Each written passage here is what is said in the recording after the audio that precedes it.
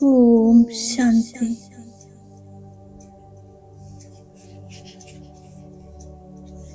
എൻ്റെ ദിവ്യനേത്രത്തിലൂടെ ഞാൻ സ്വയം തന്നെ കാണുന്നു. ഞാൻ ആത്മാ, ഒരു പ്രകാശമയ ജ്യോതി, മസ്തകമധ്യത്തിൽ സ്ഥിതമാകുന്നു.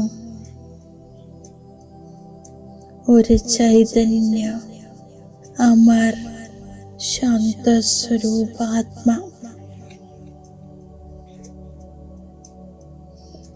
മനസ്സിൽ നിരന്തരം പരമാത്മാ ശിവബാബയുടെ സ്നേഹയുക്ത ഓർമ്മയാണ്.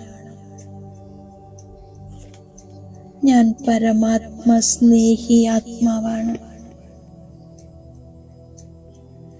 പരമാത്മ സ്നേഹം സഹജമായി എന്നെ ബാപ് സമാനം അശരീരിയാക്കുന്നു. വ്യക്തഭാവത്തിൽ നിന്നും വേറിട്ട് അവ്യക്ത സ്വരൂപത്തിൽ സ്ഥിതമാകുന്നു.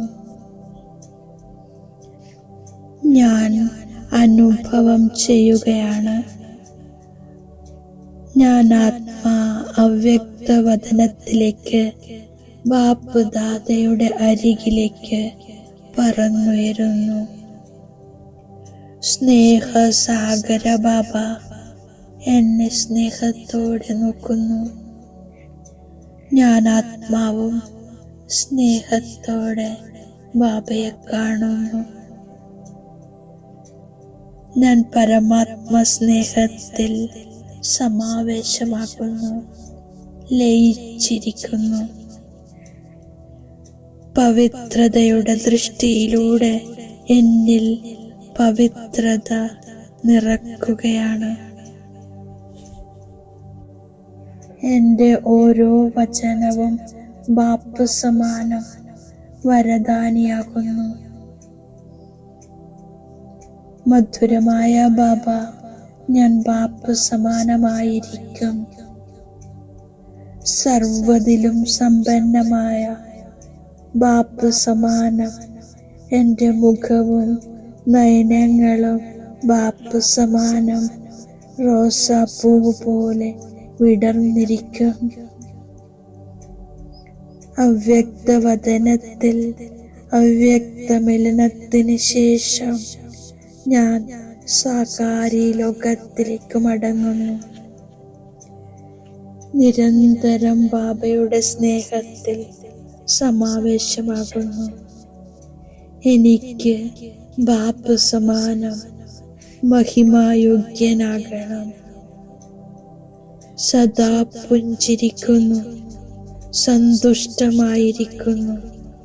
സന്തുഷ്ടരാക്കണം. ഓരോ കർമ്മത്തിലും യോഗത്തിൻ്റെ ബാലൻസ് വയ്ക്കുന്നു. നിരന്തരം ബാപ്പ് സമാന സ്ഥിതി നിലനിർത്തുന്നു.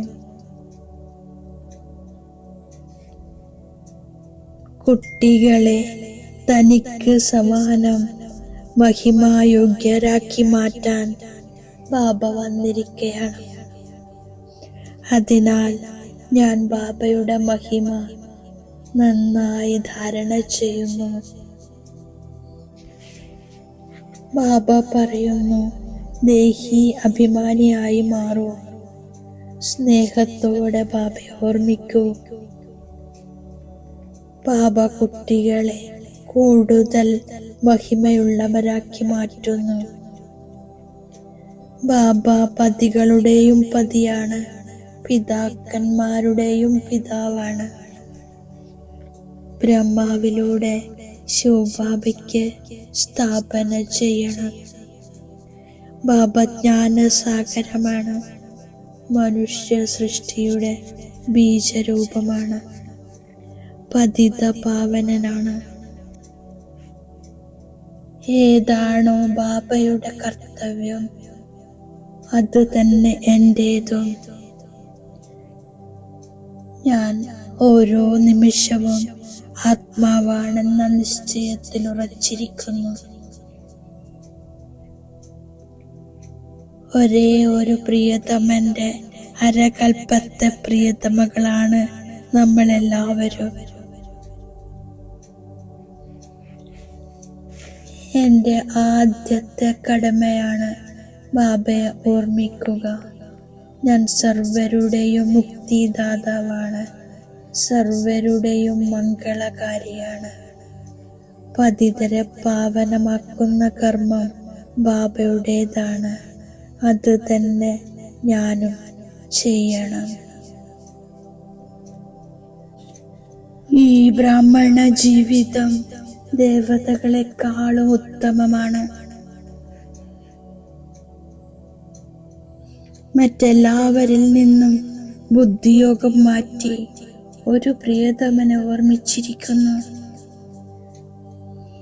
ഞാൻ ബാബ തന്നിരിക്കുന്ന വരദാനത്തിന്റെ സ്വരൂപമാകുന്നു.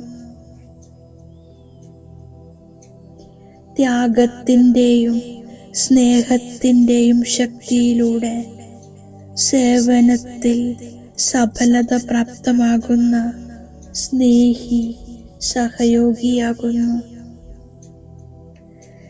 ത്യാഗവും സ്നേഹത്തിന്റെയും ശക്തിയിലൂടെ